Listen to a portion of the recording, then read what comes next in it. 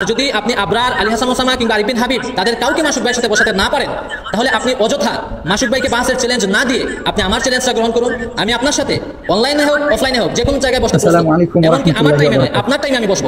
প্রিয় ইমানি ভাই এবং বন্ধুগণ, আশা করি আল্লাহ সুবহানাহু ওয়া তাআলা সকলকে ভালো রেখেছেন। প্রিয় ভাইরা, আর কত কমেডি দেখবো, এই কমেডির কোনো শেষ নেই। আর কত বিনোদন দেখবো, এই বিনোদনের আর শেষ নেই।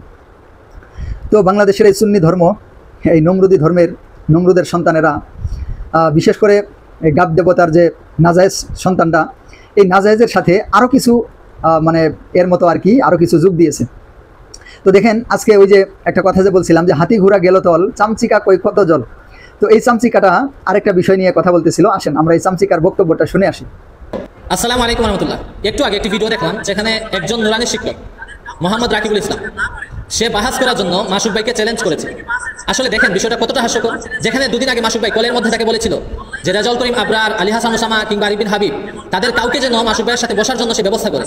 প্রথমে কিন্তু সে রাজি হয়ে যায়, পরে যখন মাসুক ভাই বলল তাদের থেকে স্টেপে স্বাক্ষর নিয়ে আসার জন্য, তখন সে পিছিয়ে যায়, ভয় পেয়ে যায়। এখন সে আবার মাসুক ভাইয়ের সাথে বসার জন্য লাফালাফি শুরু করে দিয়েছে। আসলে আমি বলবো, ভাই রাকিব, আপনার যদি বসার সৎ সাহসী থেকে থাকে, আপনার যদি বসার ইচ্ছাই থেকে থাকে, তাহলে মাসুক ভাই লাগবে না। আমি মাসুক ভাইয়ের পরিচিত ছোট ভাই, আমি আপনার সাথে বসার জন্য 24 ঘন্টার প্রতি মিনিটের জন্য প্রস্তুত আছি ইনশাল্লাহ। কারণ মাসুক ভাইয়ের সাথে আপনার যায় না, আপনি তো একজন নুরানি শিক্ষক। আপনি আবরার, উসামা, আরিফ বিন হাবিব তাদের কাউকে বসান, মাসুক ভাই চোখ বন্ধ করে তাদের সাথে বসার জন্য প্রস্তুত। আপনারা চামচিকার বক্তব্যটা শুনতে পারলেন। চামচিকা বলতেছে সে নাকি মুফতি রাকিব ভাইয়ের সাথে বসার জন্য 24 ঘন্টা প্রস্তুত। কি বলবেন, মানে চামচিকা যা বলে আর কি, ওই যে হাতি ঘোড়া গেল তল, চামচিকা কয় কত জল। তো সে নাকি বসার জন্য প্রস্তুত। আর রাকিবুল ইসলাম ভাই নাকি এই নাজায়েজের সাথে বসার যোগ্যতা রাখে না। রাকিবুল ইসলাম ভাই নাকি নুরানি শিক্ষক। আসলে এই মানে সুন্নি নামক সুন্নি কমেডি ধর্মের এই উম্মতেরা, এরা হচ্ছে উম্মত না, এরা হচ্ছে উম্মাদ। এই উম্মাদরা যে কি বলে কি না বলে তাহকিক নাই, কোনো বিষয় নাই, তারা একটা বলে দিল আর কি, যে চামচিকা ভাই তুমি কি জানো যে আসলে এই রাকিব ভাইকে, তার যোগ্যতা কি?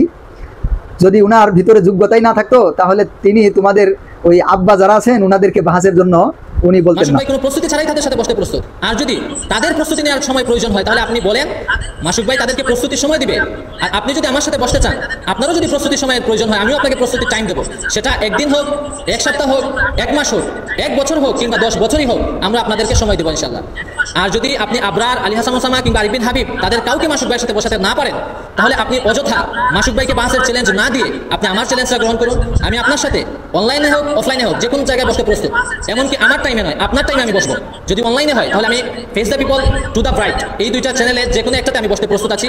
আর যদি অফলাইনে হয় তাহলে তার প্লেস হিসেবে, নিরপেক্ষ স্থান হিসেবে নিয়ম অনুযায়ী আপনার সাথে বসবো। আমি 24 ঘন্টা সময় অপেক্ষা করবো। আমি আপনার পরবর্তী ভিডিও দেখতে চাই যেখানে আপনি স্থান, তারিখ এবং কোথায় কখন বসবেন সেটা নির্ধারণ করবেন, এবং আমি একা আপনার সাথে বসবো। আর যদি আপনি না বসেন, রেজাউল করিম আবরার, আলী হাসান ওসামা, আরিফ বিন হাবিব তাদের কাউকে যদি মাসুক ভাইয়ের সাথেও না বসান, তাহলে আমরা ধরে নেব আপনার এই পরাজয় গোটা কওমিদের পরাজয়, যারা ঈদে মিলাদুন্নবী সাল্লাল্লাহু আলাইহি ওয়াসাল্লামের বিরুদ্ধে অবস্থান নেয় তাদের পরাজয়। শুনতে পেলেন আপনারা, চামচিকায় বক্তব্য দিল। এই চামচিকা বসতে চায় রাকিব ভাইয়ের সাথে। এটা হচ্ছে কমেডি ধর্ম, এটা হচ্ছে একটা ফানি ধর্ম, এটা হচ্ছে সুন্নি ধর্ম, এটা হচ্ছে বিদাতি ধর্ম।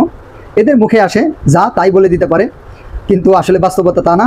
আমরা পূর্ব থেকে আজ পর্যন্ত দেখেছি এই সুন্নি ধর্মের অনুসারীরা কীভাবে উলামায়ে কেরাম থেকে পলায়ন করত, এবং এদের শিক্ষাগত যোগ্যতা কি, এদের কিতাবী যোগ্যতা কি, এবং এদের অবস্থানটা কি, এটা আমরা খুব ভালোভাবেই জানি। আসলে এই বিষয়টা স্পষ্ট।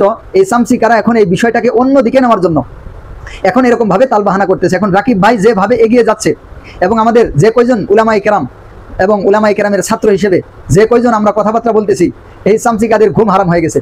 এরা কোনোভাবেই আমাদের জবাব দিয়ে পেরে উঠতে পারতেছে না।